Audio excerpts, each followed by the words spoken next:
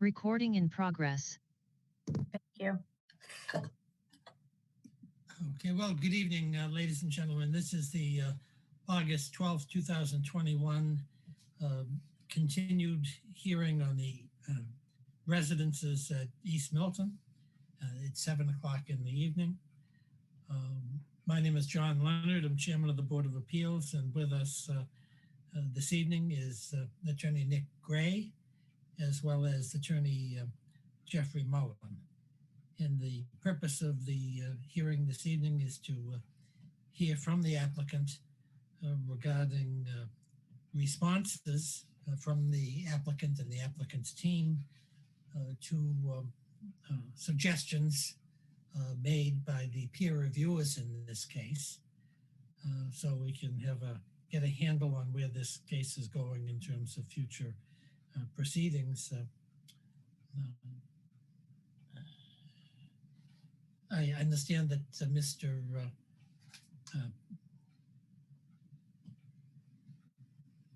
Peter Freeman is not able to be with us tonight, and Attorney Stephan Kiefer is here on his behalf. So welcome to the Board of Appeals, Ms. Kiefer. So I think and Bob Galvin obviously is present on behalf of the membership of the residences, the neighborhood residences of East Milton, the neighborhood. So why don't we turn the floor over to you, Ms. Corcoran, and why don't you bring us up to date as to where the project is and whether you've got any materials to share with the board and the public, and we can ask some questions and get a sense of where this application stands. Sure. Thank you, Chair Leonard, members of the board. Let's see, can I share my screen? We have prepared a brief presentation that might be very similar to what we showed back, I believe on the 24th of June, which is kind of the updates that we were planning. A lot of those were included in our responses to the peer review comments, and we thank the peer reviewers for their time in reviewing our proposal. Let's see, I'm gonna bring this up.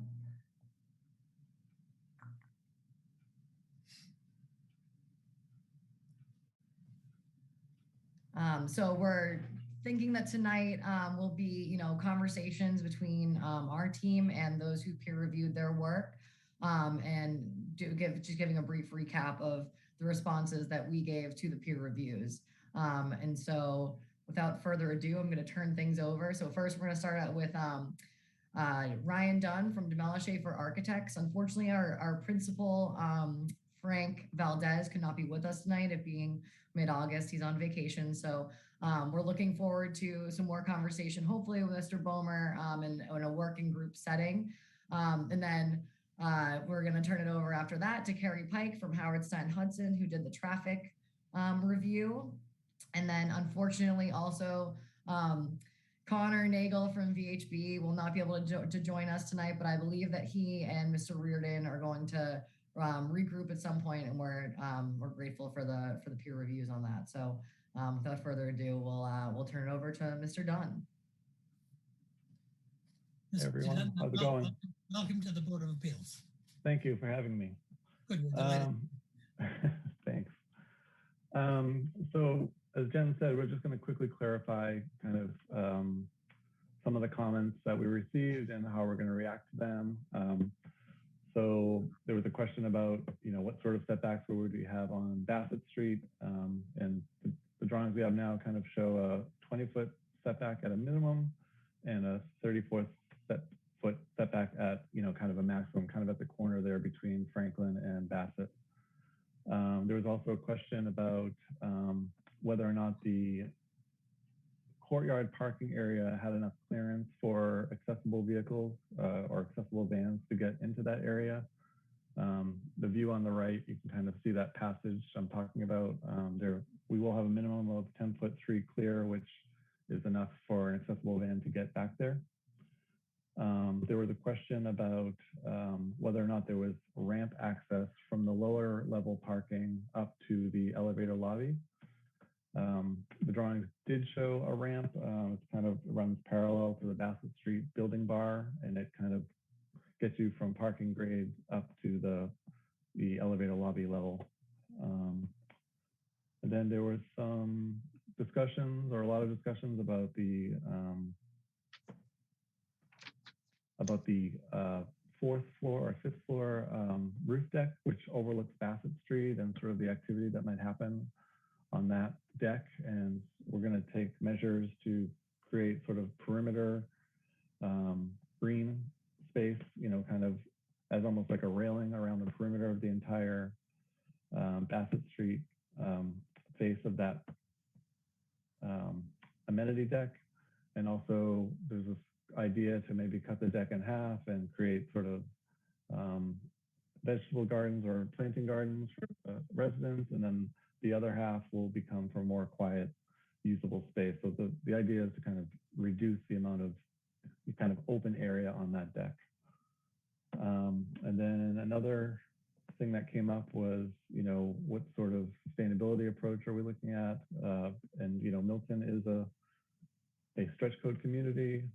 We're looking into LEED, we're looking into passive house. We're kind of we are in schematics. We're at the beginning stages of all of that. But it's definitely a priority to kind of include anything sustainable that we can.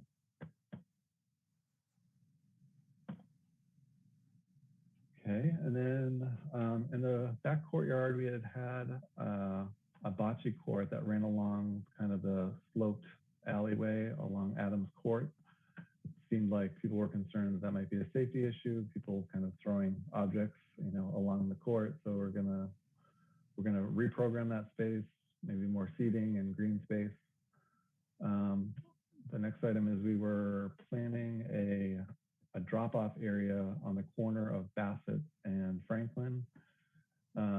I think we thought it was a good idea for deliveries to keep trucks off the street, but ultimately it was not received well. So we're not gonna proceed with that approach, and we're gonna just create a continuous sidewalk around the perimeter and allow for more green space at that corner. There was also some concern about where the bar along Franklin Street sits next to the sidewalk. So we're kind of tight with parking. There's lots of moving pieces, but we think that we can get about 2 to 4 feet more sidewalk space along Franklin, which would put it back from even the buildings that already exist on that street. So it'll be a substantial sidewalk compared to the other sidewalks along that strip there.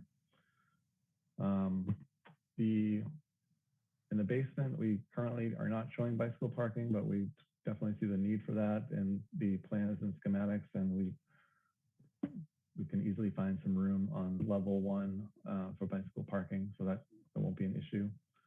And we're not showing it on the drawings yet, but there will definitely be charging stations scattered throughout the 2 levels of parking, probably 4 in the courtyard space and then 4 in the underground parking area. And this slide here just kind of recaps some of the items I just talked about. This is an older plan, but the bocce court at the top of the plan will be removed. The corner drop-off area at Bassett and Franklin will also be removed. We just talked about the parking, the charge parking, and the Franklin Street setback.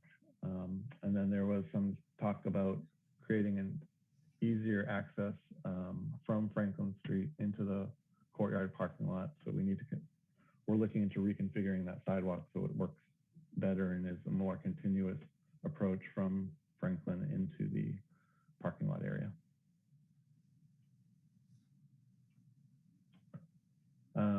And here again, you can see the schematic design plan of level 1. The spaces we showed for mechanical and mail and all that are very schematic, but we'll use this area to include some additional bike parking at this level. And then here is what I was talking about earlier with the need to kind of reduce this vast paved area and kind of create more green space, create a tight perimeter of green around the roof deck that overlooks Bassett Street. Probably locate more vegetable or planting gardens to plan south, sort of so that Franklin Bassett corner is softer for the residential side of the building. And then the north part of the plan is where maybe we'll create some outdoor seating area for the residents. And I think that's about it, right, Jen? I think that's what we've got. Okay, Mr. Dunn, could I ask you just a couple of simple questions? Sure. Because I'm not an architect and not in the plan projects. Most of the changes that you outlined that were in response to the peer reviewers are somewhat schematic and verbal. So are you waiting, are you or the applicant waiting to either hear from or meet with the peer reviewers in order to get their reaction to these changes before you incorporate them into more definitive drawings? Yeah, I would say that's our approach. I think everything we presented is doable. I don't think we're concerned about that, but I do know Jen and her team were wanting to have that group meeting to kind of really determine what we're moving forward with. Okay, and is it fair to say that that group meeting was not able to be held? Jen, do you know? So yeah, it was my understanding that we needed to submit the responses to the peer reviews, which we did. And then I think that the meeting with the peer reviewers was going to happen after this meeting tonight. And has there been any tentative scheduling of that meeting, or is that to follow what happens here tonight? Yeah, I'm ready to plan that, perhaps tonight if we can all agree upon a date even. I'm very eager to get that meeting scheduled. Okay, and so none of the peer reviewers have commented on any of the subject matters which Mr. Dunn has just reviewed. Is that fair to say? Yeah, not that I'm aware. Okay. They haven't prepared written comments, John, but I think they are on tonight to have some discussion about them. Okay, that's fine, and that's helpful. So they've had, Judy, they've had sufficient time. The town peer reviewers have had at least some time. I won't say sufficient time, at least some time to review some of these conceptual changes. Yes, they have. Okay, that's helpful. Let me just to keep everyone in an orderly fashion here. Let me see if there are any comments from or questions from the board members. Mr. Nick Gray, Nick, do you have any questions to Mr. Dunn regarding the conceptual changes that he reviewed in his testimony? Thank you, Mr. Chairman. Just two at the moment, I think. I'm curious as to you stated that the building will be moved 2 to 4 feet back, or be able to widen the sidewalk on the Bassett Street side by 2 to 4 feet. How was that accomplished? How was that accomplished? In other words, did the building shrink in size, or was it merely it's the same size but it was moved back, or something else? So we talked about 2 to 4 feet along Franklin Street. Franklin, sorry, I keep getting mixed up. That's okay. But I think, we're also reducing unit count. So I think that there's opportunities there to manipulate the plan and get it. That's where we feel like we're going to be able to get that extra space, be able to move the building back a little bit. Okay. So it's not the increase in the space on the, sorry, I'm going to mess it up again, Franklin Street side. There it is. Did that reduce the amount of parking available in the center lot, or do we not know that yet? We don't know that yet. I know that right now there's a pretty good buffer, like a landscaping buffer, so it may impact that landscaping buffer along the perimeter of the interior of the building. We're also talking about maybe some clever structural moves where we kind of cantilever below grade, but again, this is all very schematic. We've done it on other jobs, so it's just kind of very schematic, but we do believe it's doable.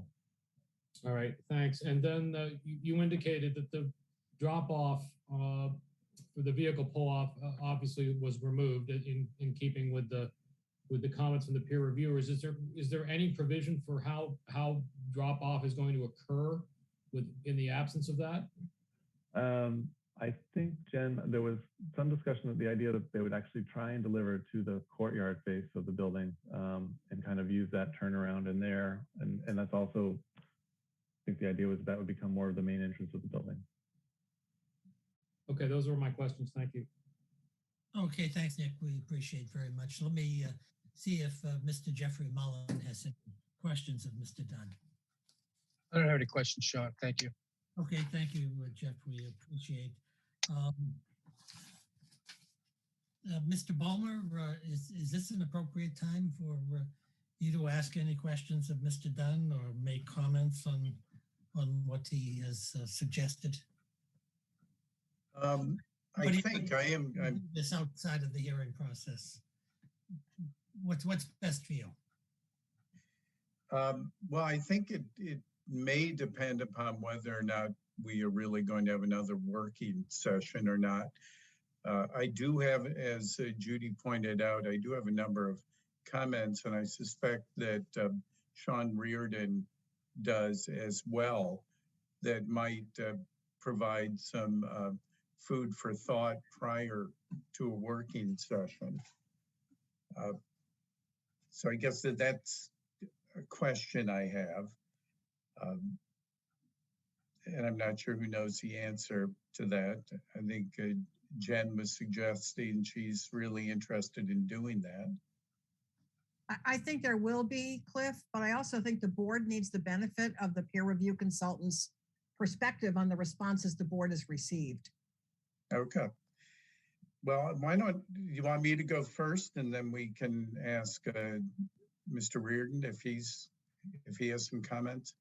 Let me ask you this, Mr. Ballmer, just based on your training background and experience, do you think it would be more suitable and clear if Mr. Reardon asked technical questions first and then you followed, or does it make any difference? I don't think so. No, I think a lot of my questions are technical in nature as well.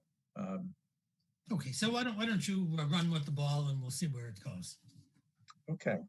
I think the first, just so everybody is thinking about the same thing, has the board reviewed the 8-page attachment to the response to my peer review? There are 8 sheets with visuals on that include a number of perspective views as well as some site sections, localized street sections, and a few sidewalk sections and a couple bird's eye views of massing models.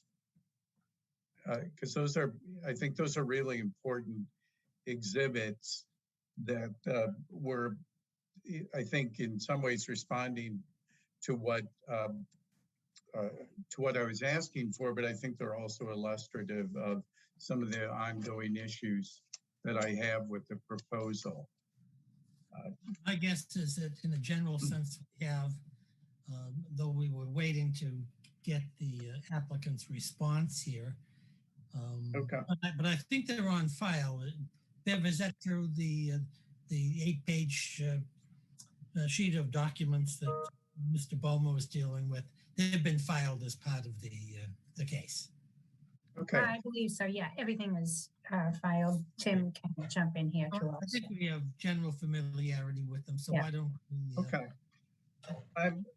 I'm wondering if it might be possible for the applicant to, since they're screen sharing, if there are a couple images in particular that I think might help understand some of my comments. Does that make sense? Sure, yeah, I could definitely do that. I'm just gonna bring those up. And just to clarify as well, all of the images that were included in the response were also part of the original submission packet. So those are not new images. Those were all included in what we submitted in November of 2020. Okay, so they're not really reflective of any proposed increase in setbacks. So no, I think they illustrate though the setbacks are already pretty intense, especially on Bassett Street. But those, I know you'd asked about some street sections, and we already had them, so we just included those again. Okay.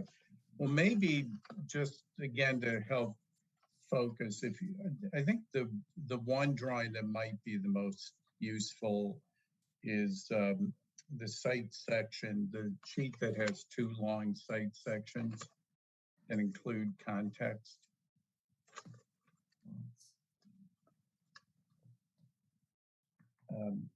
And then maybe I think what I'd like to do, if you can bear with me, is start with a couple of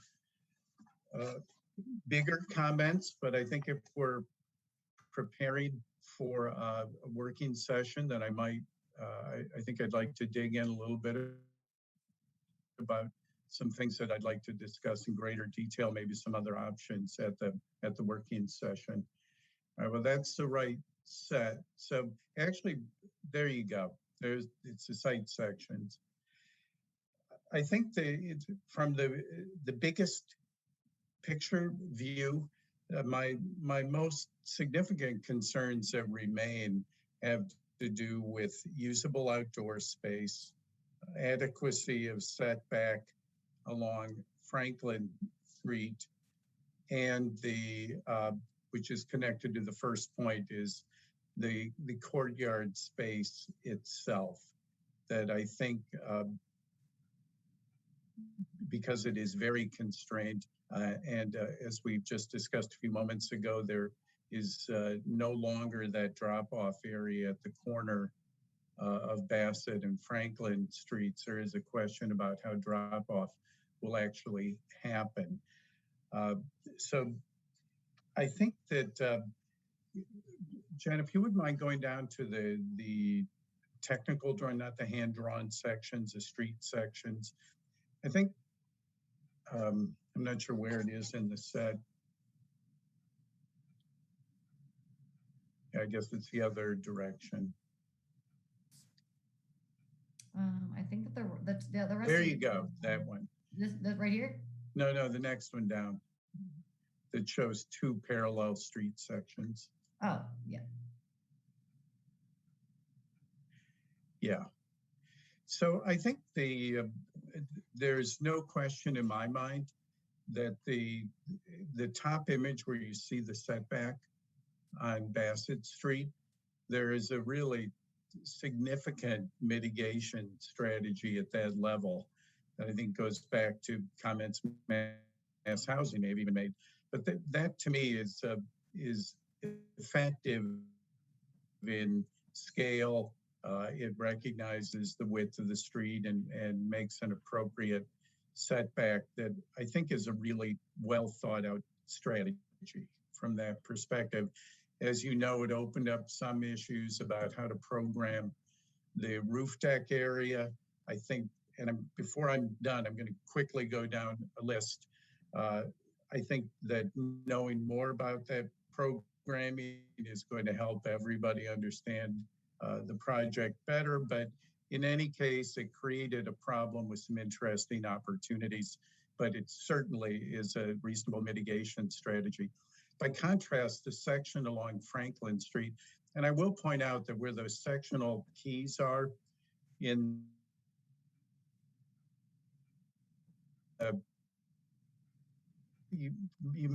everybody may not corner, but each of those red lines with the little flags on the end, the flags indicate the direction that you're looking, and the line represents where in the project it's cut across the site. I think what's important is, and this is not a gigantic mistake, but it's important to understand that where the section cut, the red line with the flags on the end that goes left to right on that sheet indicates that the section is cut down near the corner of Bassett and Franklin. In fact, that isn't where that section is cut. That section's actually cut further up the street after the street has risen a significant number of feet. So really that section cut, and you can see in the section, which is the lower of the two sections, it actually includes the building across the street, that little pair of buildings across the street. And that's significant because it's important to understand that the face of the proposed building along Franklin Street, by the time you're down at the corner or close to the corner, because there's a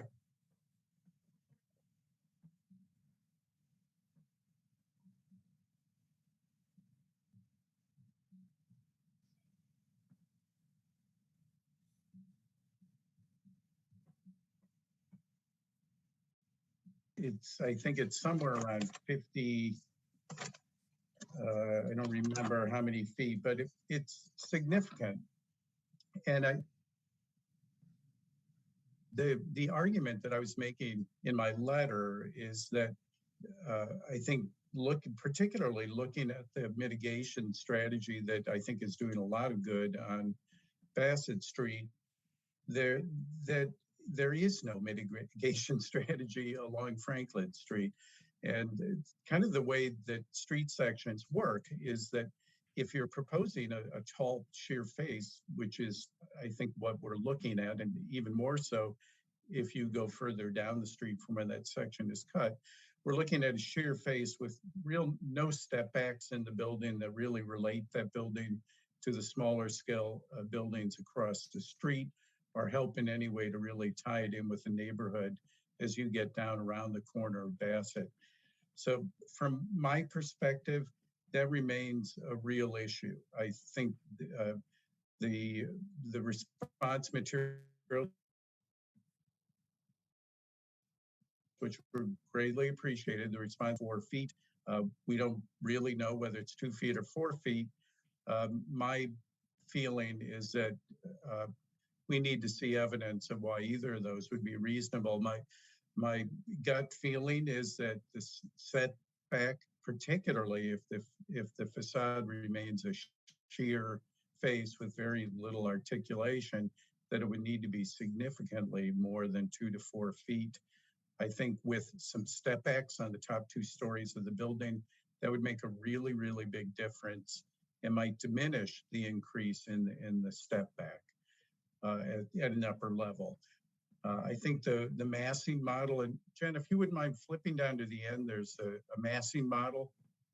And I think that kind of speaks for itself as to the perspectives. If you do go through the perspectives on your own time, I think this shows it very well. And it's pretty common in an iterative process like design is, that you focus kind of on the problems that are in front of you, the problems that are closest to in front of you. And I think in this case, you saw a lot of work being done on that Bassett Street elevation, making a big accommodation to the significantly smaller scale of surrounding buildings. But as you can see on the Franklin Street side, in my opinion, it just has not been addressed yet.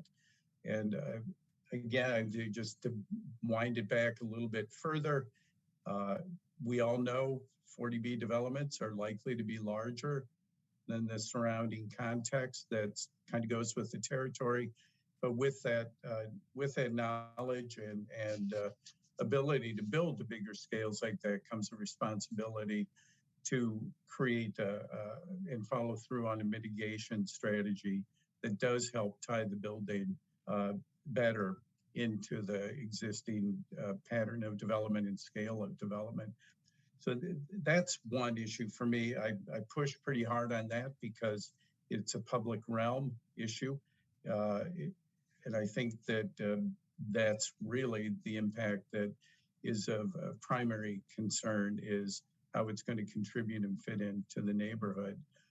My main issue on the interior with the courtyard is there just isn't enough space. I think the programming that's shown in there really doesn't work. At least most, in my opinion, the size of the dog recreation area is inadequate.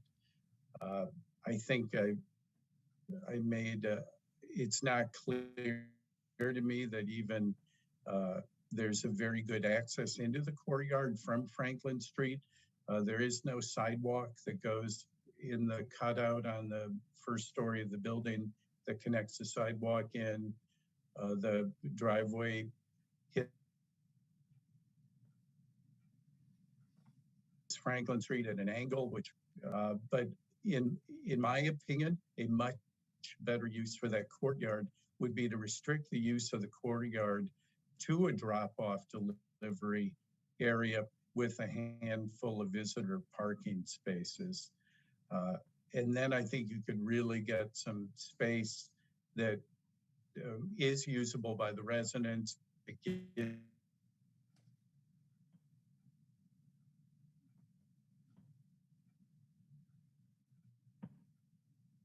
Space to create a bigger, effectively, in my opinion. So those are big issues for me. I'll point out a couple, if you'll bear with me just for another minute. I'm going to go through a quick list of some other things that I think would be helpful for the board and the public to understand the proposal.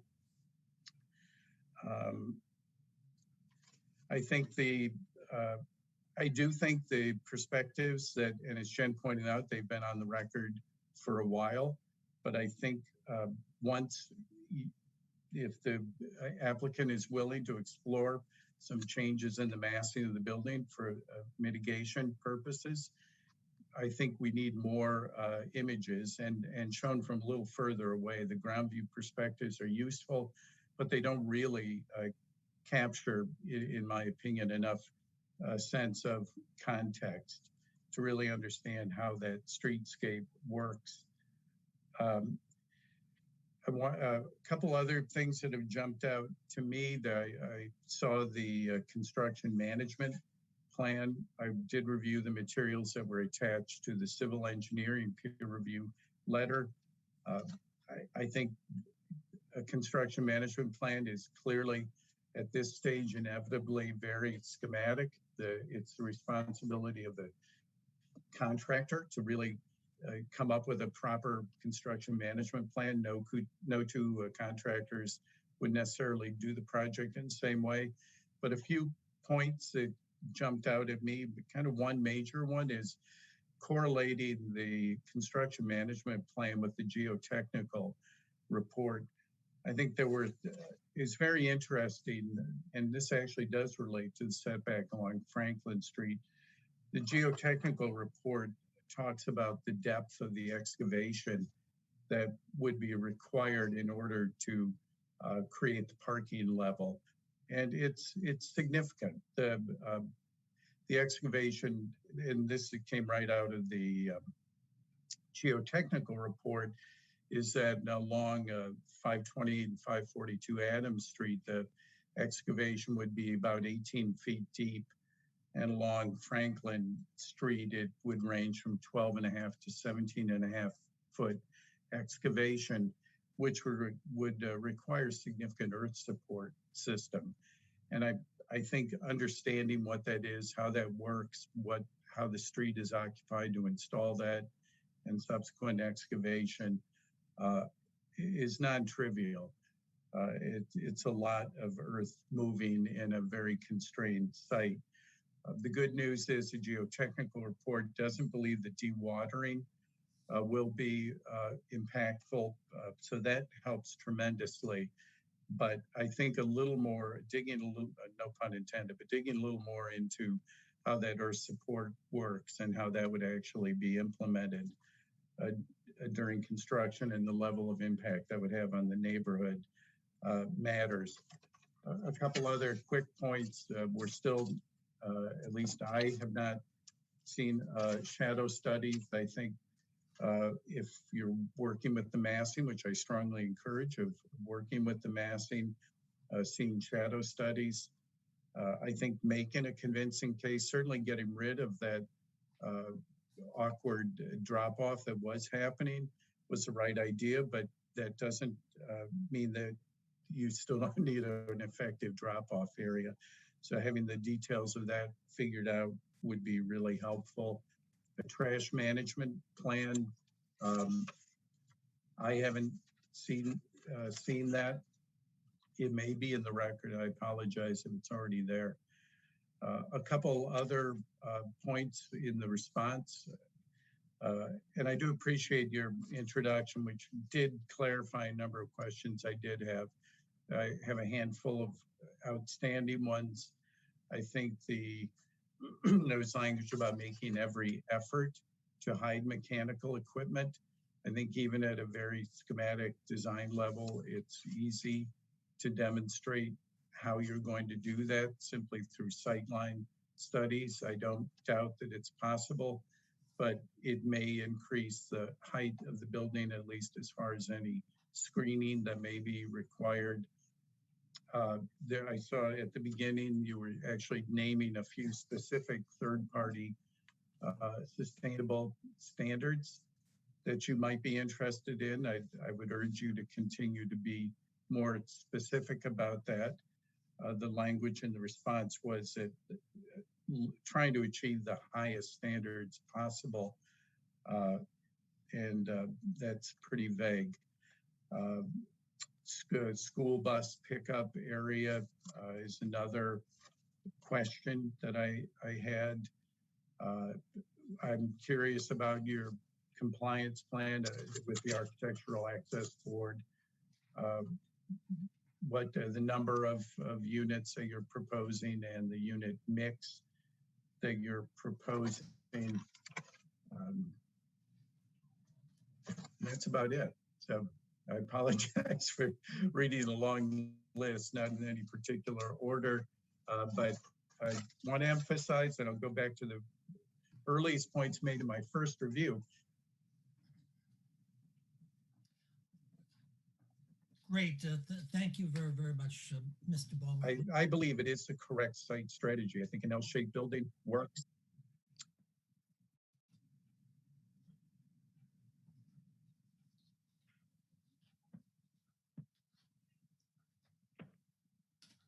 Cliff, are you there?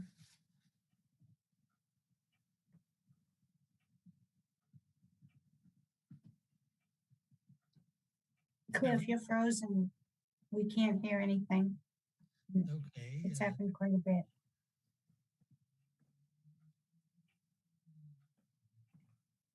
Then I suggest we give it 30 seconds or so and see if we can get Mr. Ballmer back.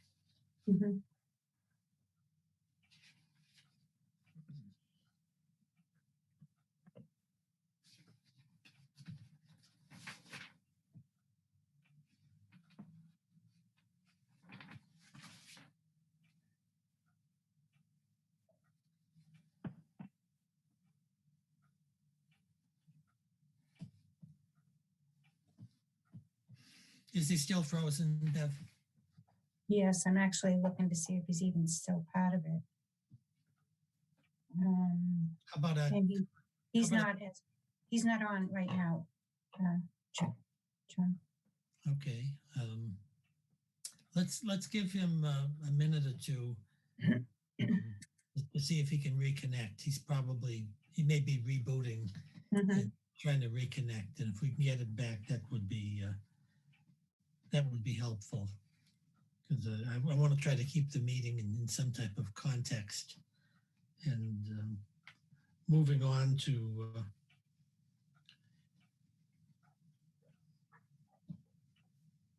yeah, he's not on either one. okay. All right. I think we lost him. Okay, I'm gonna punish everyone here and just hold on for a minute or two.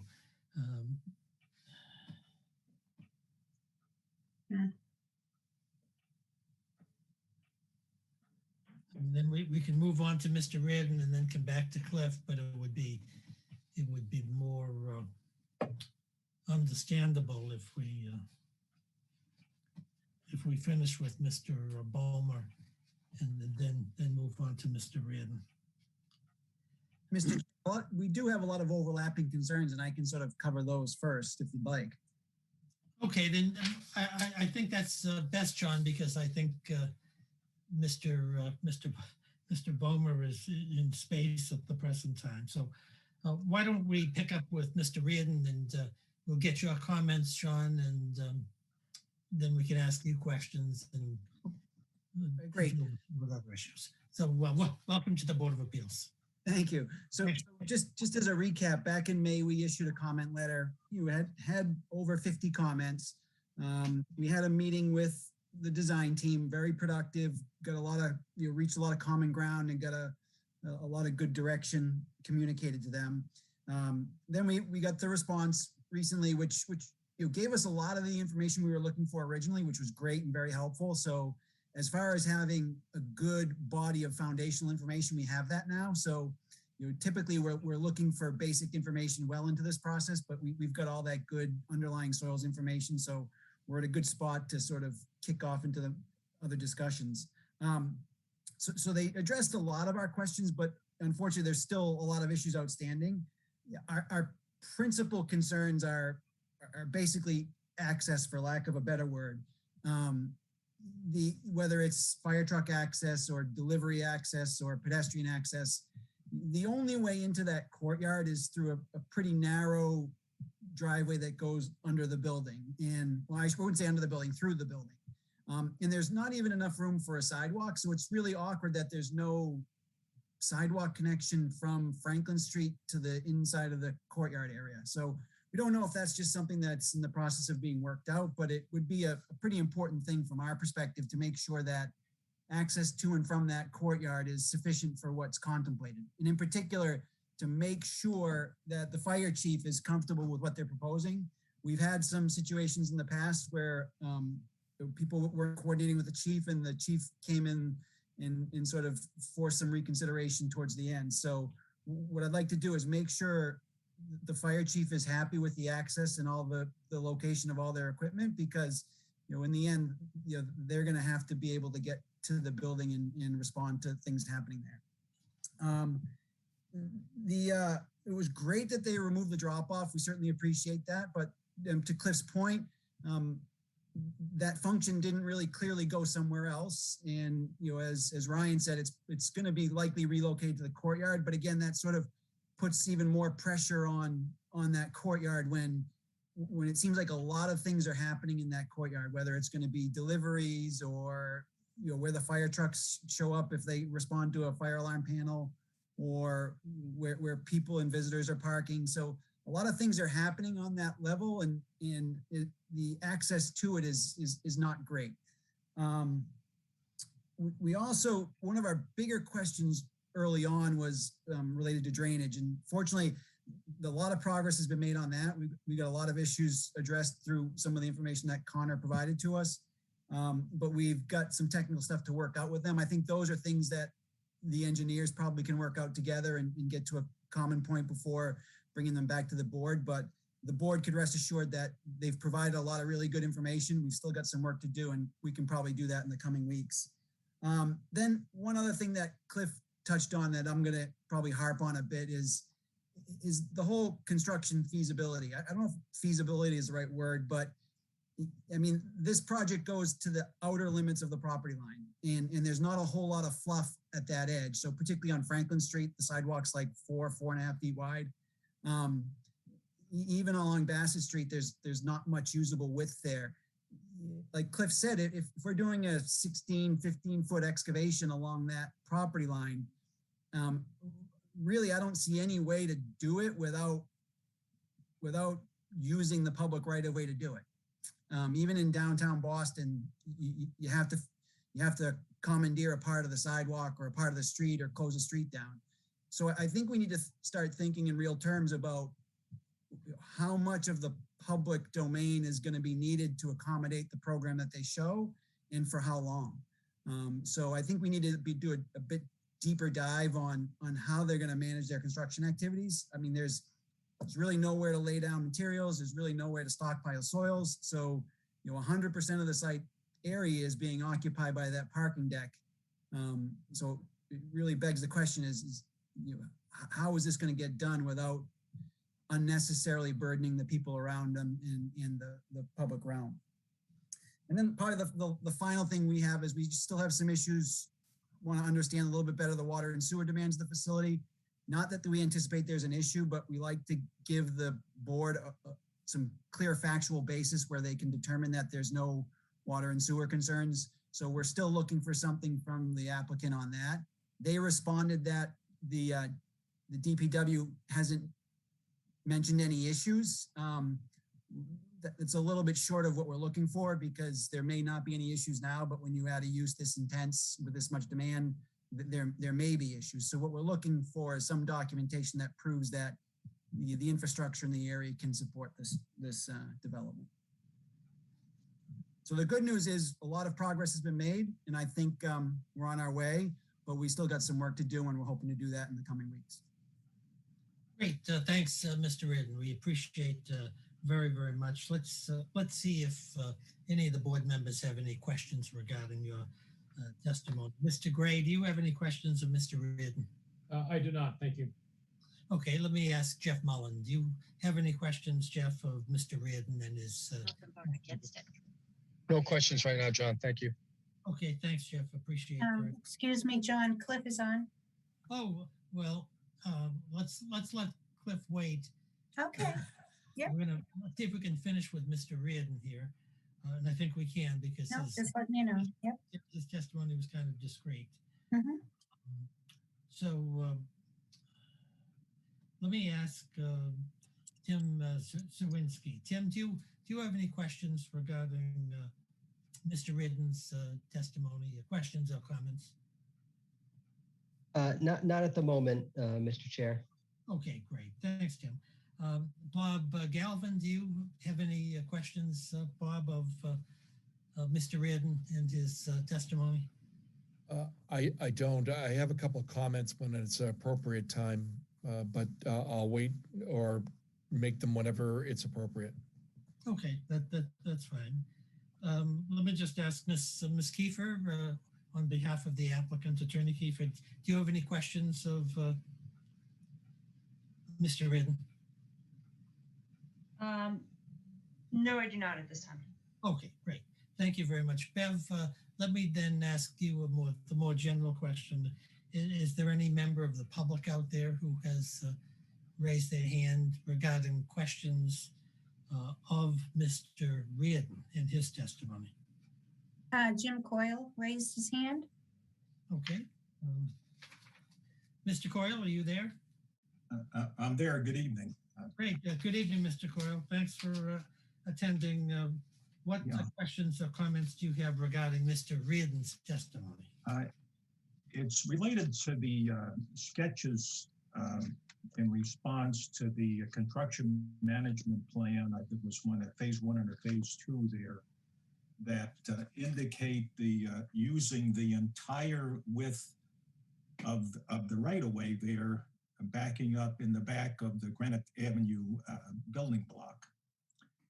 And it looks like it's, from I'm reading it correctly, it basically blocks off all the rear exits and the entire rear courtyard of that group of buildings, which is a very serious concern, especially with the depths of excavation that Mr. Reardon indicated. And, I think that is, it will never pass muster with the fire department. There's no chance. You cannot block off all that. I've communicated with the neighborhood association board. I have not had a chance to speak to Mr. Galvin about it, but I have forwarded to the neighborhood association board with my comments. I also related to that same physical area, there are 7 monitoring wells there that I did not get a response from the applicant at all on that issue here.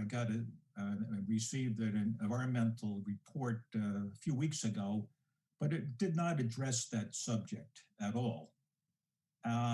Since then, I contacted the Mass Department of Environmental Protection for an endeavor really to find out what were those monitoring wells for. And it looks like there was an oil spill there in 2008 and those monitoring wells, the site is labeled as closed, but with some limited restrictions on usage. So we have two issues there. The monitoring wells area overlaps it's inside the fence line to some extent, and you just block it. Even the bigger one is really that can be solved, but all the rear exits, including the second floor exits there, a lot of the doors are marked "Do Not Block." There's fire escapes in the back of the building. And to me, the only way to solve this is to pull that building in and get it within the property line a lot more, pulling it back 10 to 15 feet or something like that, so the construction work is not impacting the ongoing operating businesses in that block of buildings. I did speak to the fire safety lieutenant at the Milton Fire Department, and he suggested having a meeting with Chief Madden in behalf of them, that we would like to have community participation in that meeting. The public safety issues in this project are enormous, not only on Franklin and Bassett Street, as Mr. Reardon pointed out, but especially in this alleyway here now, which I think is only maybe 10, 11 feet wide. And in a similar fashion along, this also ties into what Mr. Reardon said there, his concern about access to the rear courtyard. The Abbey Park restaurant has an active working basement there. It's only about 12 feet approximately from the proposed structure, and the building here, the new building, is right up to the edge of the right-of-way there. There's almost no separation there. I think the public safety of the workers, the delivery people, it's a very active alleyway there that has, I believe it's 4 operating the food establishments plus other businesses there that use it's just very active all the time. And so I'm speaking of this mainly from the public safety point of view here, that there are serious issues that need to be reflected in any discussions that the peer review team will be having with the applicant here that have not been addressed yet. And then the third point, I spoke to the fire safety lieutenant as well, was about the access to the rear courtyard there, the 10-foot-3 height in there. I mean, how are all the vehicles going to get in there? At some time, they're going to have to submit a plan how fire and other emergency vehicles will navigate the very tight rear courtyard. So there's a lot of major issues here related to the construction that can be solved, in my opinion, by shrinking the size of the entire project, which I believe is what Mr. Beamer addressed in the previous meeting. So I think this drop-off is a big issue. And I'd also like to know from the town planner department, since he's on the line here, what interaction is ongoing between this developer and the town planning to look at the loading zones, there's the safety, school buses, where they're going to park, where 350 people or more plan to live in this building. There's just a lot of interaction on very narrow streets here that needs to be addressed seriously by the Milton Planning Board, Planning Department also. So I didn't get a chance to talk to Tim in advance here, but I know there are some ongoing discussions about that, but I think it needs to be solved in conjunction with this project. Now, somewhat related, there is the drainage issue here. In recent weeks here, we've had tremendous amount of rain in East Milton. A lot of the basements along Franklin Street and some of the surrounding streets had 2 feet of water in the basement here. So I think the seriousness of the drainage situation flowing downhill from Adams down to Bassett, whether it's in the storm drain pipes or on the surface, there's a huge problem here, and this project is going to impact that in a significant manner. So I think there's a lot of big issues here that tie in mainly to the civil engineering work, and somewhat the architectural will be followed there. So, and I also did a little review of a bunch of 40B projects on the Mass Housing website. I didn't find any that didn't have full perimeter access to the building structure here. This project as it is with the very narrow and short entrance to the courtyard does not come up to it's not equal to the projects that are out there for 40B projects. And my comments really have nothing to do whether this is a 40B project or just an apartment building. Doesn't make any difference. The public safety issues need to be addressed.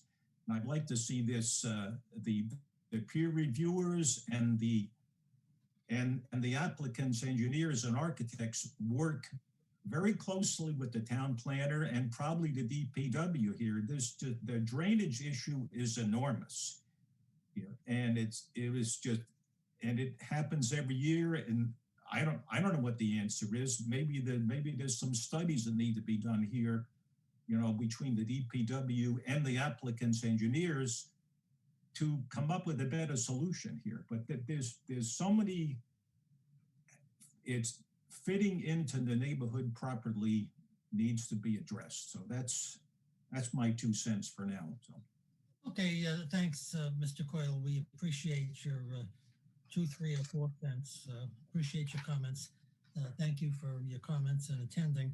Let me go to Sean Reardon, and I know Mr. Coyle has mentioned a number of issues, and but I do want to briefly respond to those you think that are most important. Yeah, I think all the points he brings up are important and relevant. So for a lot of them, they're particularly stormwater. I think there are solutions, but you know, as you can imagine, you know, those solutions are sometimes take a little work to get to. So I've had some of my critical questions answered, but the sort of the details are now what need to be worked through. Yeah, I agree with Mr. Coyle. I just don't see how constructing this without some realistic understanding of how much of the public way is going to be required to affect the construction, and how much of that the Adams Court area is going to be needed to affect construction. I think that has to be part of the discussion. So, or at least it's not up to me, but I just want to express that I don't see any way that they can accommodate what they're doing within the constraints of their project parcel without stepping that building back in some way like Cliff recommended. So, you know, these are all things that, you know, there are solutions, but it's just a matter of whether or not people understand the magnitude of what those solutions are and who they impact. Okay, great. Thanks, Mr. Reardon. I know you've taken copious notes of Mr. Coyle's concerns, and they'll be addressed at peer review meetings. Bev, is there any other member of the public who wants to have questions of Mr. Reardon and his testimony? They run out, John. So I'll just bear with me 2 seconds. Okay, so that's fine. I think thanks, Sean. We appreciate your participation and your comments, and look forward to your meetings with the applicant. Bev, is Mr. Bowmer back with us? He is. I am. Welcome back. I apologize for freezing. No, you don't have to apologize. We didn't. I just want you to be sure that you know that we did not freeze you. Understood and appreciated. We actually wanted to hear more from you, but we appreciate your comments. So we just finished Mr. Reardon's comments and testimony. So I think the next best thing to do is to see if the board members have any questions regarding your testimony here. So let me start out with Mr. Gray. Mr. Gray, do you have any questions of Cliff Bowmer? No questions at this time. Thank you, Mr. Chairman. Okay, let me ask Jeffrey Mullen. Jeffrey, do you have any questions of Mr. Bowmer? No questions right now, John. Thank you. Tim Zawinski, do you have any questions of Mr. Bowman's comments on the project? Not at the moment, Mr. Chair. I happen to agree with a lot of the points that Mr. Bomer made, but no additional questions or comments at the time. Okay, that's fine. Thank you. Bob Galvin. Bob, do you have any questions of Mr. Bomer before the peer reviewers and the experts for the applicant get together?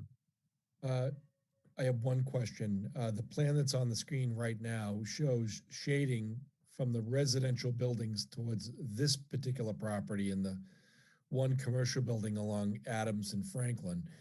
That's the morning sun at about 6 o'clock, assuming no trees. My guess is that that's the sun for about 1 hour of the 12 to 14 hours of sunlight, and the rest of it is coming from the exact opposite direction. And I would certainly second Mr. Bomer's comment that a shading study needs to be done, because I suspect at 6 stories located about 6 feet from Franklin Street that it's going to look radically different and exactly opposite. And the shading you can see from a 2-story house, it stretches into this property. Imagine what it will do when it's 55 feet tall, which is 30 feet higher than those homes. And that's the point that my clients have been trying to make all the way along, that these buildings dwarf everything else in the area and will shade. And I appreciate the effort to step it back along one side of the building, but I'm quite sure that the shading study will show even that there's an impact from that. Thanks, Mr. Galvin. Mr. Bomer, do you want to briefly comment on Mr. Galvin's question regarding shading? Well, it certainly is correct that we need to see the impact of the shadows from all directions, and the Bassett Street side is roughly the north side of the building. So there will be the shadow studies will show an awful lot about how much the shading the building does on the street, and probably for parts of the region all the way across to the neighbors on that northeast corner. So that is important. It's another argument for employing some mitigation strategies on the Franklin Street side of the building, both by pulling it further back and stepping back the upper floors. The shadow study is a really good way to understand both direct shadow impact as well as view of the sky. Shadow is one aspect of enjoying sunlight, but the other is, of course, view of the open, bright sky. Okay, great. Thank you, Cliff. Bev, are there any members of the public out there who have their hands raised to ask a question of Mr. Bomer? There are none. Okay. Then thank you very much, Mr. Bomer. We appreciate that. Ms. Kiefer, let me just ask you to be sure. Do you have any questions of Mr. Bomer at this time?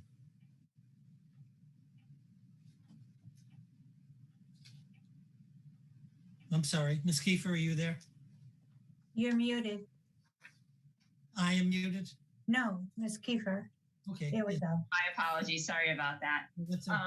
I was just saying that I think that a lot of his comments raised this evening will be good discussion points within the work group. And, I think that many of them probably will be able to be resolved or addressed or narrowed through that. So I have no specific questions at this time. Thank you. Great. I appreciate your presence and your comments. Let's go back to Ms. Corcoran if we can.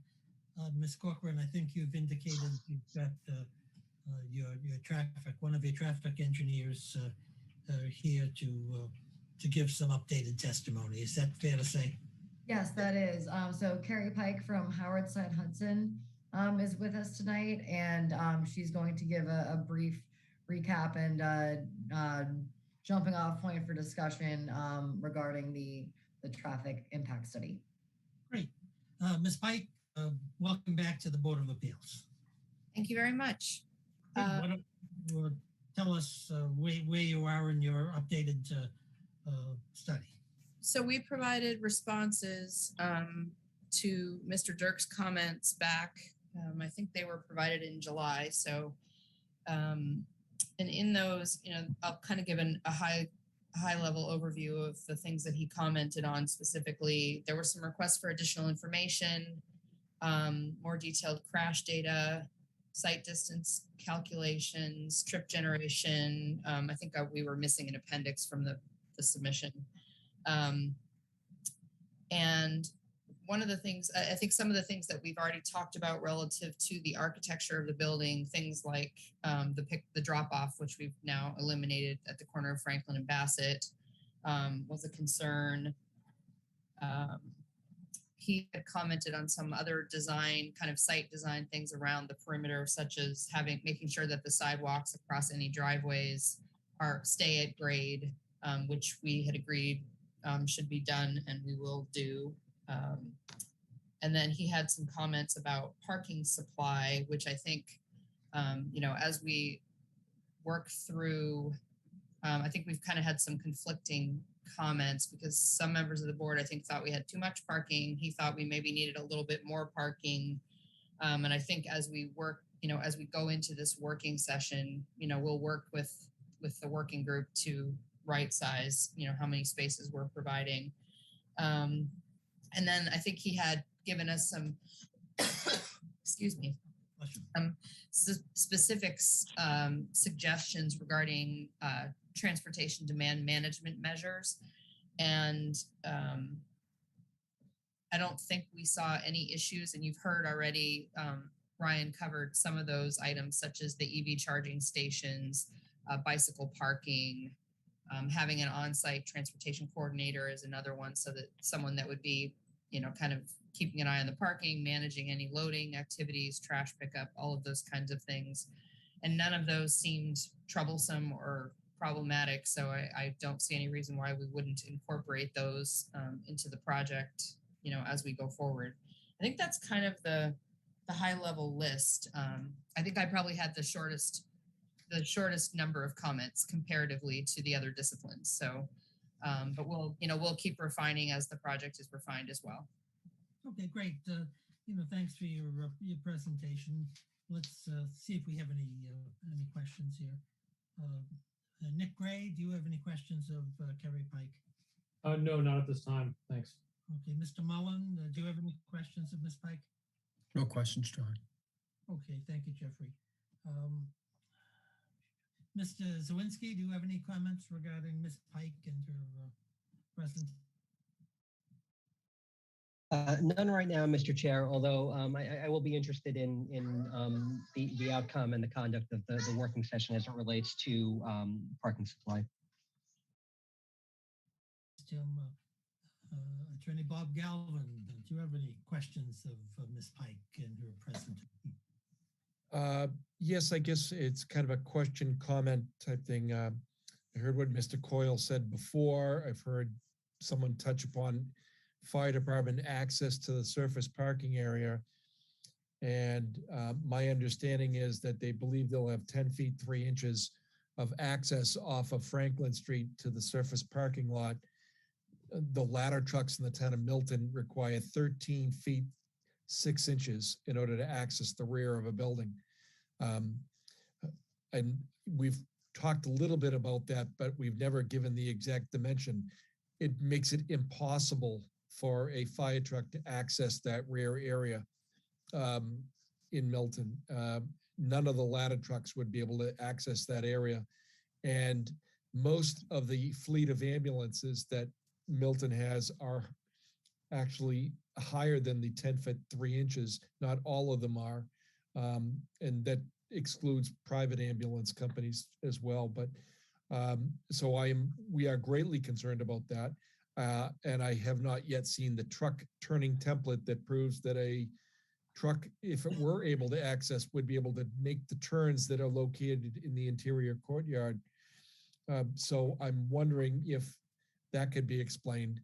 Also, I think it's fairly accepted that you need about, with this, when there's parking allowed on one side of a street, you need a street width of about 28 to 35 feet in order to have access for fire vehicles when cars are parked along the side of the street.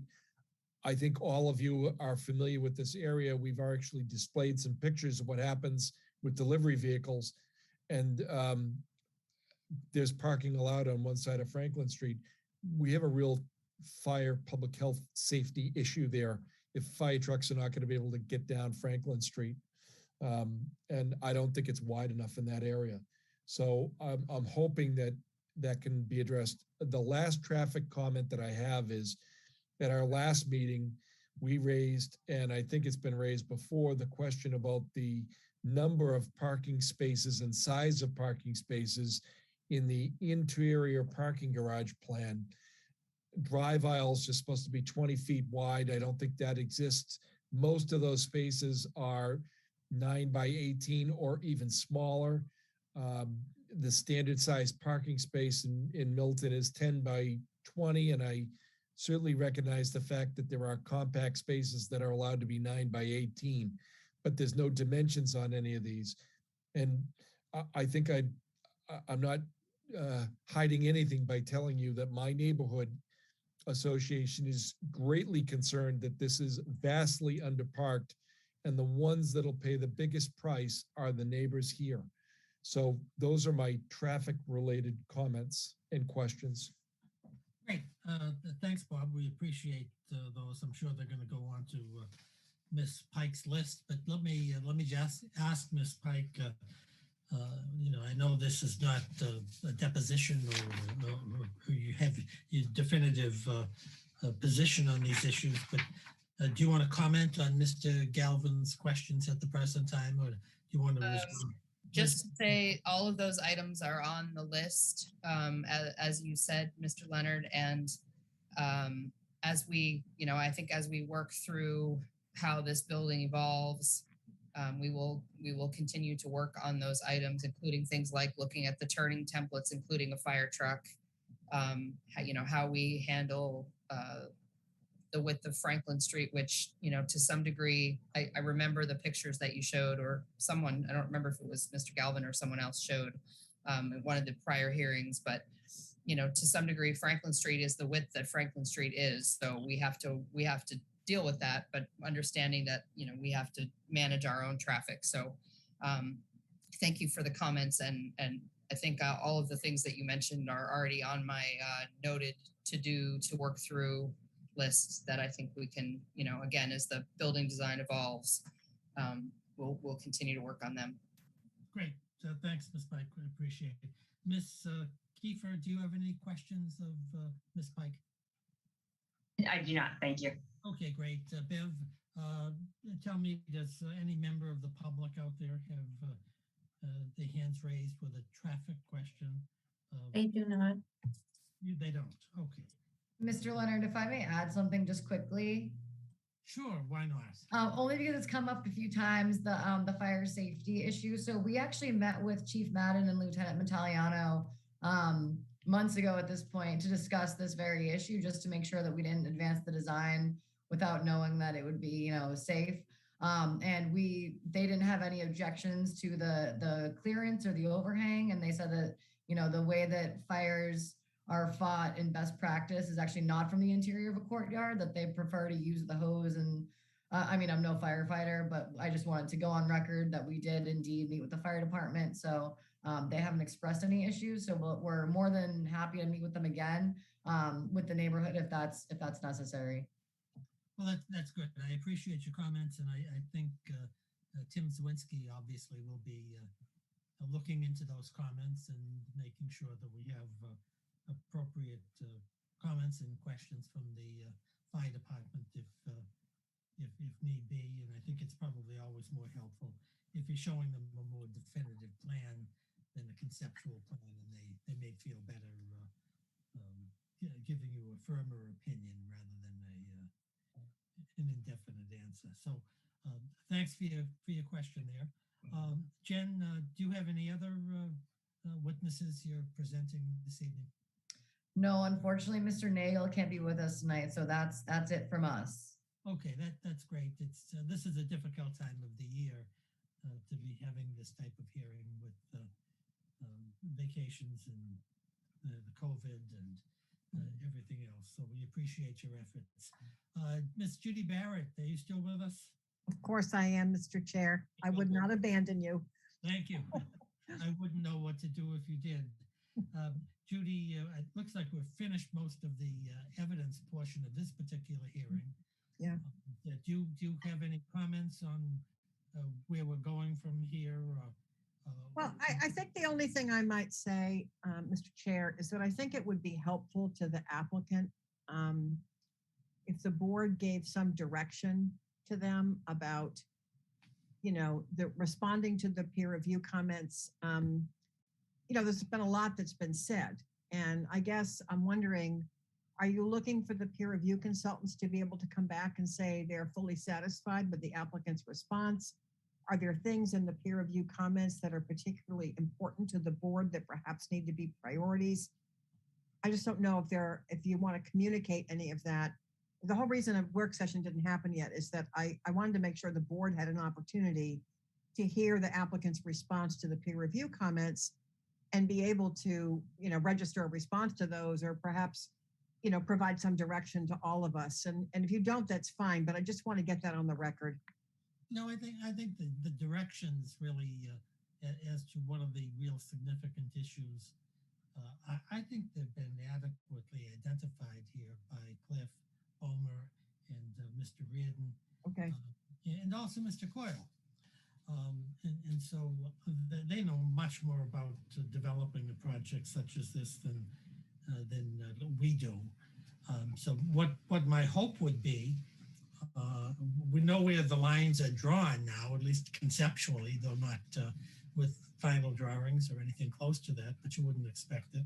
My hope is that there would be a working session, or maybe a series of working sessions to based upon what everyone knows that the position is, so that we could get a position paper from the peer reviewers and the applicants, experts that would indicate that they did meet, would indicate that what the significant issues are, as opposed to some of the incidental or more mundane or nitty gritty issues, where the applicant was, where the peer reviewer was, and then where the parties now are on that issue, whether they've reached agreement, whether there's been some type of concession, but the peer reviewer doesn't think it's sufficient, something along those lines. Okay.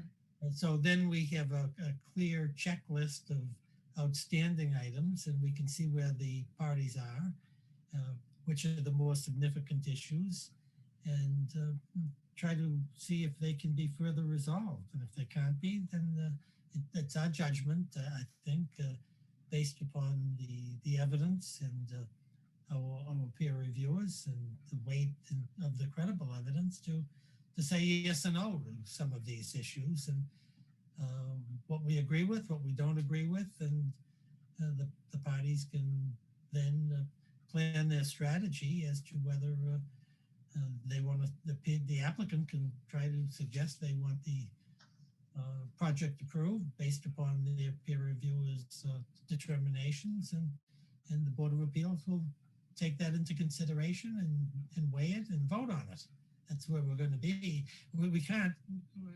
What I don't want to see happen here, I think two things. Number one, I think the applicants have been very, very open and cooperative, and I think our peer reviewers, not only on this case, I think they've been superb. I'm not a 40B expert, but I've seen some peer reviewers on an expert basis on 40B matters, and we've got the best in the business here, and we have a lot of confidence in them. But that doesn't mean we have to agree with everything that they say. So I think we're making progress, But I think if we have the issues well defined, and I think we do here, and the parties agree what those issues are, then the question is, we're going to reach closure on those issues. And if we can't, then where do we go from there?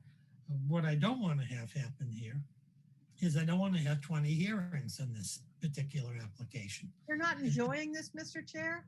Going back and forth on these issues forever, because it's not fair to the public. It's not fair to the town of Milton. It's not fair to anybody. Not fair to the peer reviewers, the parties.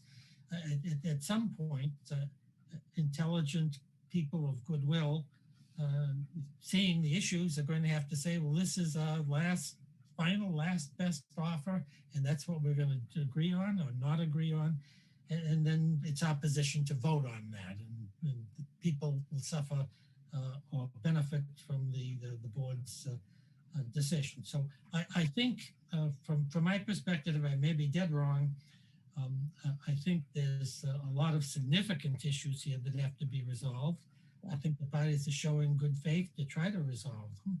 I think this peer review process probably, I can't imagine how they can resolve these issues in one peer review session, but let's find out and see where we are and get a report back and see if we can schedule hearings in a format that'll bring this application to a final closure and a final vote. So and that's fine, Mr. Chair. I agree with you. I guess the concern I have is that it may be premature, and I would turn to Cliff or Sean to comment on this. I'm concerned about trying to hold a peer review session when there are still outstanding items that the peer review consultants had asked for that they don't have yet, that apparently they don't have yet. So such as, I'll just bring as an example, the shadow studies. It just seems to me as though we need the complete response in order to be able to sit down and have a conversation about what are we going to agree to or not agree to when there's missing information. And I don't quite know, Sean or Cliff, I mean, just one of you want to jump in on that? So I'm not speaking, because you may disagree with me, but I heard tonight that there are things that are still kind of outstanding. Yeah, on that point, Judy, sure there are, but I mean, we can always make progress. Okay. So I think what we can do is make progress on the things we can sort of advance, and then the things that we're waiting on, just sort of revisit them and remind them of the priorities and hopefully get that in short course. That's fine. I just want to make sure you guys are comfortable going forward with a work session. Yeah, one question, if I could ask, assuming that the public right of way is needed to affect construction, who's in charge of granting that? Would that be the ZBA as well, or would that fall outside of the 40B process? Well, all I can say is I think that would be outside of the 40B process, and that would be in Mr. Zawinski's bailiwick, I think, dealing with the traffic department and dealing perhaps with the Board of Selectmen as to whether temporary easements are possible or necessary, and what's the specific nature of that problem. And it may be exacerbated here by the fact that we're in East Milton Square and the streets are narrow and there's construction activity going on. At the present time, I wouldn't want to walk in that area. I was at East Milton Square this afternoon, and I don't know when, if this process was approved, when the construction would start. So, but I think Tim could help you on that issue. Yeah, we can take that up offline. Right, I think that's fair to say. Mr. Reardon, do you have any other comments or questions? No, I'm all set. Thank you. Okay, great. So Judy, looking at my schedule here, this is the 12th. Yes, sir. And we're on the 19th for the Ice House application. Yes. And so I think the next Thursday would be the 26th, if my mathematics is correct. Yes, sir, it is. And do you, Ms. Corcoran, or the peer reviewers have any, I'll say, feeling or reasonable estimate as to whether considering it's the end of summertime and we're approaching Labor Day and all of that, whether the type of peer review sessions that are necessary can be held in that shorter period of time, and so to be able to get back to the board with something that's comprehensible, or should we go beyond the 26th to give everyone some breathing room? Well, I can only speak for myself right now because I actually haven't consulted with Tim about this. I don't know what the department head, vacation schedules are or anything like that. So, for example, if we needed the fire chief to sit in on part of it or the police chief or something, I think I'm going to leave it to Tim to sort of weigh in on that.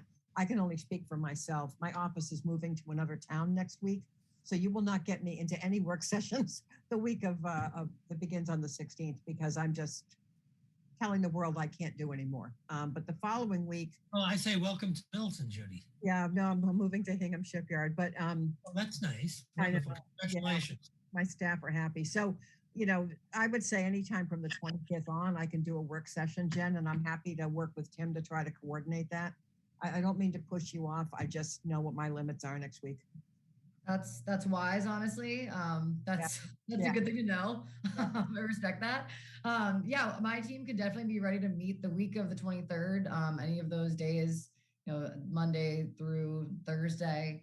Okay. Depending on what type of reporting you'd want, Chair Leonard, we could definitely get a meeting accomplished. Whether or not we could come back with, I can definitely whip something up on, quickly, but just depending on what the format of that document that you're looking for is. I'd rather have something that's reasonably definitive and not get everyone together for a meeting and have a quick rehash of all the issues and no answers. I don't have my calendar in front of me here. Bev, do you have your calendar? Yes, I do. And John, may I add that we do have a few board members that are on vacation that week. I think that, and I did bring that to your attention. Okay. You did. Yes, that's right. For the 26th specifically. Yeah. Well, let me ask you this: if we strike out the 26th, saying and what is the next Thursday? September 2nd. Okay, September 2nd. So if we did the Ice House, if we need a session for the Ice House, I think we may do the Ice House on September 2nd. So we've got the Ice House on the 19th. There's a hiatus week. Then September 2nd, we come back with the Ice House. And then perhaps September 9th for this application. And see if we can have a more refined work product than a series of interim reports so that nobody will remember what anyone said at a previous hearing. Jen, does that make any sense to you to go over to the 9th on this application? Certainly, yeah. And I think that between now and the 9th, we would have time to do one or, if necessary, 2 working sessions or 3, I'll do as many as you want, really. But I think that, the 9th is a great amount of time for us to meet with the peer reviewers and come back, perhaps with an updated plan set as well. Okay, that sounds good. If I could intervene, Cliff, Judy, and I all have a meeting in Dover that night. On the 9th? Yeah. Holy shit. Yeah, it's a Dover hearing. So if it was just one of us, maybe we could get by. But yeah, it's all 3. Yeah, we're all gone to another town that night. Well, and especially Dover. I mean, why are we deferring to Dover? They just scheduled it earlier. That's all. Don't read into it. Well, then we're going back another 7 days to the 16th of September. Jen, does that leave us with the current extension? So I think that the current extension is to the 31st of August. Then we need to extend it. Yeah. We can't. We have to get an extension letter. Okay. So you can take care of that, Judy. Yeah, I'll talk to. Jen, I can talk to you and Peter tomorrow, and Peter or whoever, but I mean, if we don't get an extension meeting, then fine, we won't have any peer review hearings, we'll vote the application. oh no, they'll provide. I'm not worried about that. I just think we should probably talk offline, Jen, about what that extension needs to look like so that Okay, definitely, yeah. But let me say this, I've been involved in too many of these hearings. And one thing that aggravates me is we go through these hearings and we have people squeezing us on hearing dates and final decision dates. And hard. It's hard. I don't think it's, well, it is hard and I'm not going to put up with it. So if we don't get the extension letters, not on this application, but on any letter, on any application that doesn't give us reasonable time to complete the application because the applicant is not produced the documents needed, then we can vote the application and leave everyone to their remedies. That's what. Well, we should probably close this loop tonight then, John. I mean, the board needs to be able to weigh in on this.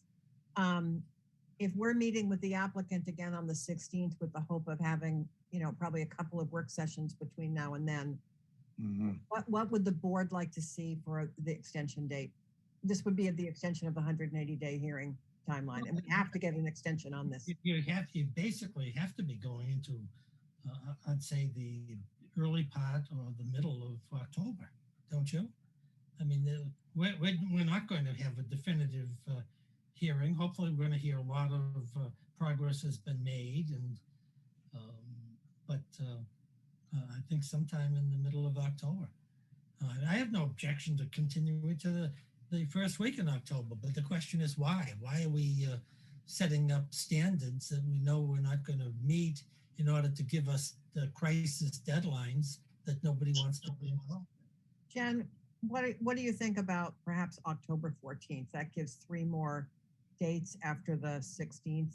We can reassess it based on where we are at that time. John, I don't know what you, John, or the other board members, I don't know if that concerns you at all, but I'm just trying to, I understand completely, John. We've kind of been through this with the ice house enough that it's really hard, Jen, to try to track all this stuff with so many cases and another one starting up again in September. We just have to stay sane here. And I'm more than happy to participate in, protecting everybody's sanity. I am, thinking about the fact that, if we go into too far into October, that's going to be a full year after which we originally filed this. So I just want that to be known that, we filed in November of 2020. We've extended now, we're past 60 days. So we're about, 60 extended past the original 180. So I'd just like to, if we agree upon extending it, into mid-October, I'd like to kind of have, a target end date and have that be, more definitive than, another 30 days. And I understand completely that, the board's got a lot before it. It's just that, we need a little bit of surety about, exactly what's being expected and asked of us, and we can deliver, on time, whatever it is that you need. With all due respect, Ms. Brooklyn, your application, if it's been pending for a year, is still seriously incomplete. And if you want the board to consider the application on an incomplete and inadequate record, we're certainly willing to do so. But that's entirely up to you. Yeah, Jen, I think that the faster your consultants can provide a complete response to the peer review consultants, the faster this is going to go. That's my opinion. So in terms of the other, so we talked about the shadow study as being one other incomplete. So what other documents are? I don't even have that stuff in front of me tonight. I think you guys need to go back and look, and anything that they don't have, you guys need to get in as soon as you can. Yeah, I can't think of anything other than the shadow study, and I just reviewed all of this stuff. So I'm just wondering, what else there is that it would be easier for us to know what we need to provide. Well, maybe I would turn back to the peer review consultants. You have your letters. Mm-hmm. Can you generate sort of a short response of what you don't have yet? There's 43 unanswered comments from my first letter. Okay. So I think, Jen, I mean, the reason we draft the letters is to give them a menu of all the information we're looking for. Yeah. So the best way to do it is to go through every one and either give us what we're asking for or give us some other response. Numbered by item, and then just make sure those are good checklists. And I think we still need some additional response. I understand this is hard, but that's what we're going to have to get to in order to be able to bring this thing to a close, good, bad, or otherwise, in a reasonable time here. And I understand about the filing last November. I mean, I think that filing during COVID was hard anyway for everybody. But the reality is the board's got a lot of applications and it's only so many people. And that's just reality. And you've got 2 peer review consultants that are helping with every single one of those projects. So it's a capacity issue. I mean, you know what it's like. Consultants can't all drop everything on a dime and be available either. It's just the way it is right now. Everybody is busy. Judy, on that note of being the most productive we can with the time, yeah, quite frankly, there's a lot of stuff that is only interesting to Connor and I. And it would be good to if we could work cooperatively to sort of work through all our issues. If I just do that by email and copy you and copy Tim, is that permissible? I don't have a problem with that if the chair doesn't. I don't have a problem with that. In fact, I encourage it. Yeah, just keep us, Tim and me in view, please. And okay. Because if Tim has everything, then it becomes public and it can go on the town website and everybody knows what's going on. Yep. That's the key, as you know. Judy, I did want to make one point because I think I'm not quite in the same position that Sean is, where there are 43 unanswered questions. The issue I'm having is I think I understand the fundamentals of what's being proposed, and my issues are actually more needing to see some other options. Specifically, I think as I started at the very beginning of my presentation, I hope I wasn't frozen by then, but I truly believe that the setback on Franklin Street is not working. And I think the evidence is already in front of us that there's been very little mitigation strategy employed along that, specifically along that part of the project. That combined with, I think, the real limitations on that courtyard space and usable open space. I don't really need any more evidence to show me that that's an issue. It's really an issue, and for me, I think what would be really useful would be able to see some different massings that really do achieve, I think, or really address, I think, some significant flaws. So the shadow studies are critical, but in my opinion, I wouldn't do shadow studies of the existing massing because I don't think it works. Right. So I don't want to push the developer into studying things that I think should be modified and then studied, yeah, and then explain to us why it is working now. Okay. For me, that's kind of the point. I mean, I would expect if we do a working session, or when we do a working session, that we're really looking at some modifications that address those fundamental issues. Then we can start gathering up all the evidence to demonstrate that it really works. Okay. So Jen, I got to turn back to you. I hate to put you on the spot, but this needs to be in the record as to what the extension will be. Are you amenable to granting the town an extension of 180 days until, let's say, October 15th, which is the day after a Thursday in October? Sure, yes, and we can get that in writing to you tomorrow as well. That would be helpful. Just wanted it on the record. Thank you. Good. Thank you very, very much. I think we have nothing further to come before the meeting. But excuse me, John. Yes, ma'am. We have Jim Coyle back on, and we also have Attorney Galvin with his hand up. Well, yeah, I think let's hear from Mr. Galvin first. Mr. Galvin, what do you have to say? Thank you. When you initially asked for comments, I didn't give any because they were framed as questions for Mr. Reardon, so I kind of deferred. But from my perspective, you know, from the date that these plans were originally submitted to the present time, all I've really seen is a potential conceptual change in the setback of the building 2 to 4 feet on Franklin Street.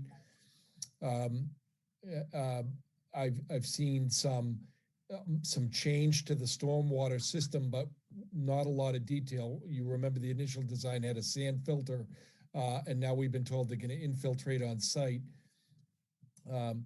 There hasn't, and there's been some minor changes to the interior courtyard in terms of eliminating like the bocce court and things like that.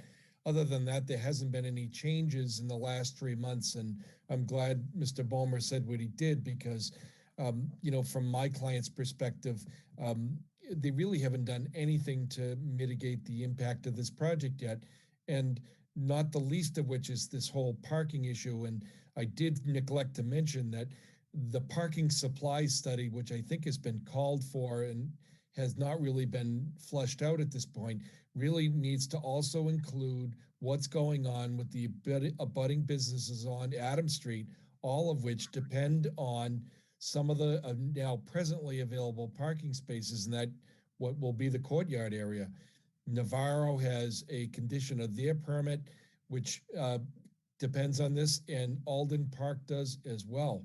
So the parking study has to include that. And I just wanted to remind you, I also have a review engineer, but my review engineer, I had him defer his comments because it looked like the building design was going to change.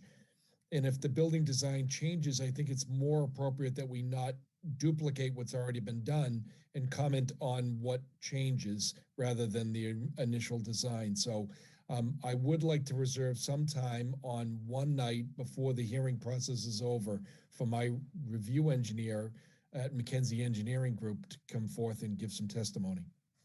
Right, I think that's perfectly fair, and I think you should be entitled to do that. But I'd also suggest, Mr. Galvin, with no obligation, that if McKenzie engineer is somehow following the interplay between the peer reviews and the applicant, and has any real questions or suggestions, that they should feel free to weigh in so that they're heard, and we don't have everyone thinking they're trying to reach an agreement and have McKenzie come in out of left or right field with positions that hadn't been considered. So yeah, in fairness to the applicant did indicate that they would invite us to the table during the working sessions, that it's not intended to invite the public as a whole. And I can speak to Ms. Corcoran or Attorney Freeman or anybody that's involved on their behalf, Ms. Kiefer or Attorney Kiefer, to make sure that maybe we could have McKenzie there, because I don't want to come in at the last minute and say, you didn't look at this, this, and that. We intended to be constructive in our criticism and not try to subvert this whole process. So we would. I appreciate that very much. And to the extent that that can be accomplished, that's helpful. To the extent that it doesn't work and you want to have McKenzie make a presentation, then we'll give you that opportunity. Thank you. Mr. Coyle, are you still there? I'm sorry, Mr. Coyle? I'm trying to unmute. Okay, now I'm here. Thank you. Mr. Coyle, do you want to be further heard here on the schedule? I just on the mechanics of working with the board here. The general public, the neighborhood association, we're having our own little internal discussions. We have not, we're not up to date on, we're working on getting additional comments to Mr. Galvin through the MD board, but we're not there yet. And one of the things that happened a few weeks back, I asked the applicant, had they done an environmental site investigation? The document that I received, Beverly Sutton emailed that to me, was not really an environmental site investigation at all. It was taking the soil boring testing. It was done back in 2017, and I think was 4 locations out of the 9, there was some sampling done of that for analysis purposes with and that was, my understanding was only for the disposal of excavated materials, which is substantial from the site, but we've started our own environmental site investigation here. This site has been used for at least 115 years only for industrial, manufacturing, all kinds of things, a huge dry cleaning operation, but there had been no residential uses on this property at all, other than the 3 houses along Bassett Street. But I'm talking about the rest of the site, 4 to 10 Franklin Street. We've started a little informal discussion with the Department of Environmental Protection. Their opinion was that the applicant at this time should have a licensed site professional involved in the project and to be able to present information that whatever analysis needs to be done will be done before this board even approves anything. Again, what I got was inadequate, didn't answer the question, so that's why we reached out to the DEP directly ourselves. And I got enough information to identify the source of the spill, if you will. It was an oil spill that encompasses that area where there are 7 monitoring wells on the site. But what about the rest of the site? In the middle of the site, there were in the huge dry cleaning businesses there were buried gasoline tanks. Were those tanks ever removed? I mean, this is the kind of activities that a licensed site professional would do to benefit the developer, the applicant in this case here. And I think they should be in progress. And somebody like that maybe needs to be added as a peer reviewer, or maybe Mr. Reardon's company, I think, does a lot of this anyway, that is the public allowed to submit information to the peer reviewers, and how would we go about that? I think, Mr. Coyle, we have the members of the public, we have members of the direct public who are involved here, the neighborhood association have retained one of the finest 40B attorneys in the Commonwealth of Massachusetts to represent them. And I think that we appreciate your comments at these hearings. You're obviously technically proficient and skilled, but we are not entertaining information directly from residents in the neighborhood. We take our comments from Mr. Galvin, and I think that for this purpose, the peer review process that's about to begin, if neighbors with expertise like yourself, or neighbors with no expertise have any questions or comments or want their position to be heard, that they should be in communication with Mr. Galvin, who's going to be directly involved as part of the process. If we have 789 citizens in East Milton Square trying to participate in this peer review process, then this project the hearings will never conclude. So my suggestion is that they should be funneling their technical questions to you, and you can deal with Mr. Galvin and make sure that any of those concerns are fairly and reasonably addressed at these peer review sessions. I think that's the cleanest, clearest, and most definitive way to have this project analyzed and hopefully determined by decision of the board or otherwise in a fair and comprehensive and clear manner. So that's one of the things. What I received the report from Beverly Sutton, which was submitted by the applicant, but I asked the EMDA board to forward that to Mr. Galvin. I hope that they did. so his engineers can review whatever's on there, so that, you know, Well, that's right, but it's really going to be the function and the responsibility of the East Milton Neighborhood Association to be coordinating and directing the communications with Mr. Galvin. Most of these types of associations, they have the members communicate with the officers, and then the officers communicate with their lawyer or their experts or Mr. Galvin's experts. But having the neighborhood association can deal with this any way they want, but having 100 people make suggestions and comments is usually would be a burden for Mr. Galvin, in my view. okay. And right now, any comments that I made, I've been previewed with the members of the board of the neighborhood association. At this Okay, I appreciate. They are communicating, Mr. Galvin. I appreciate your presentations and your comments. They're very precise and exacting, and we appreciate it. So what we're going to do then, Mr. Galvin certainly has reserved the opportunity of having his engineer testify if need be.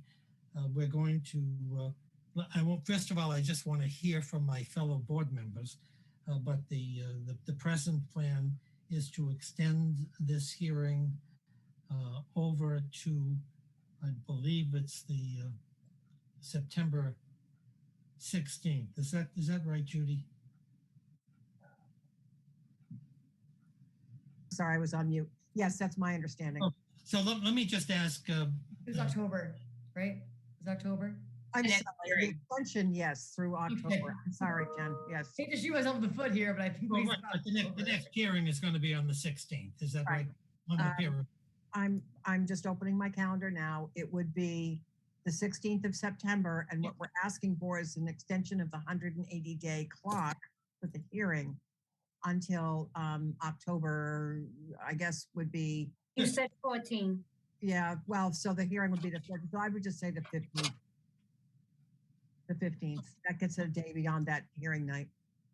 So let me just ask my board members to make sure we're not leaving something out.